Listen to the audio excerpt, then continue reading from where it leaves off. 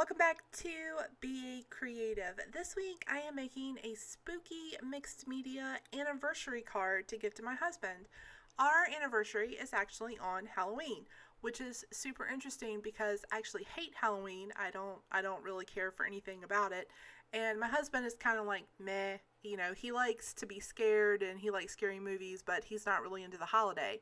But, because he does like scary and spooky things, I was like, well, this is the perfect opportunity to make him a super spooky Halloween card because of all of those great Halloween stamps that Tim Holtz came out with. You may be thinking to yourself, but Shannon, if you don't like Halloween, why did you get married on Halloween? You know what? Thank you for asking, and that is a completely logical question.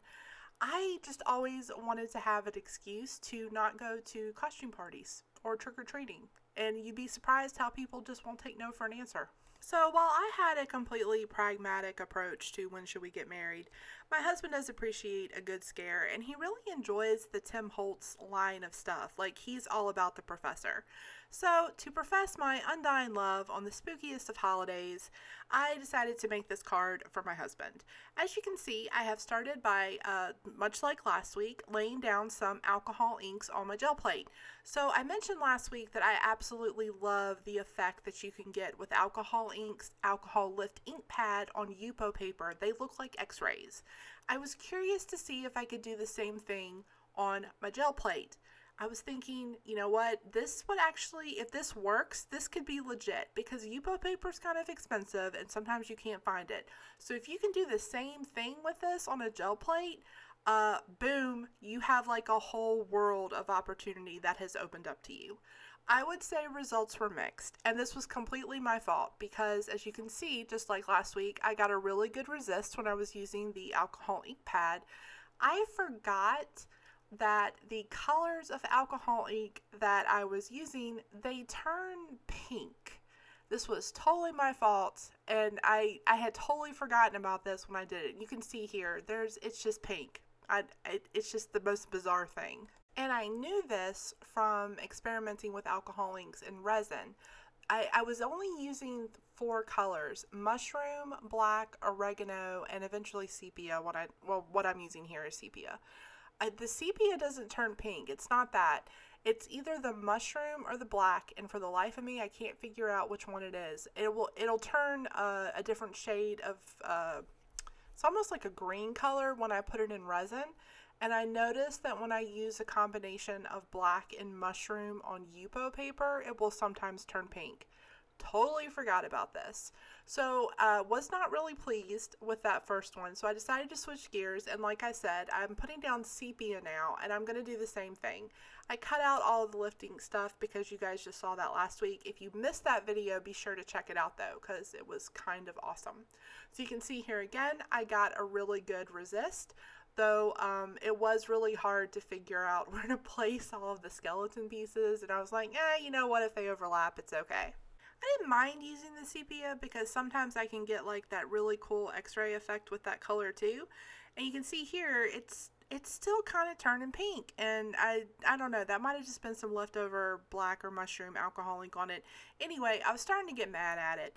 And in all fairness too, I was also doing this at like 3 o'clock in the morning because my insomnia has been like acting up and my little tips and tricks that I usually use weren't working. In fact, I had inadvertently scared the shit out of myself. I sometimes listen to podcasts to help me to relax, like music and stuff.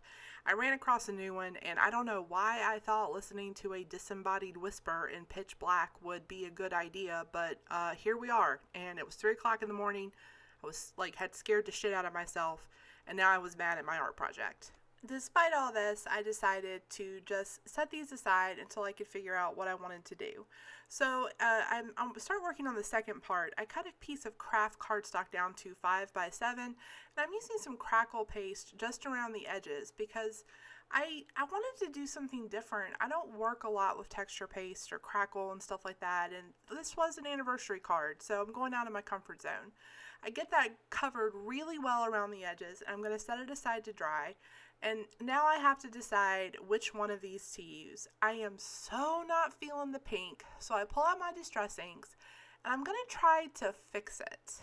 while I was kind of experimenting with how to fix this, I decided that this was going to be the one that I was going to use for the background. So actually what you're not seeing is me test these distress inks on that first one. So I started with walnut stain and it wasn't really dark enough.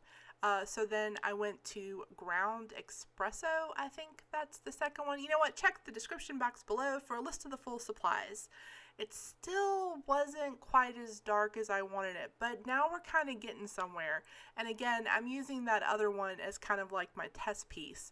Because there was some acrylic paint left on the gel plate, it's creating this really interesting resist type of thing between the alcohol ink, the acrylic paint, and the distress ink. I finally get brave and I decide, you know what, F it, I've got to darken up these edges, so I'm going to go around the entire thing with black soot. And you can see that totally did the trick. So now I'm going to move on to making my focal point, and I knew that I really wanted that ribcage thing embossed because I had seen this random Instagram or Pinterest post where someone had done this and then they painted the backside of it with what I am assuming is white acrylic paint. This was not my idea. I totally ripped it off from someone else, and unfortunately I cannot find that post. So if you know who I can give credit to for that, please let me know down in the comments. So I'm using these acrylic embossing sheets that I don't know why I have them, I just do.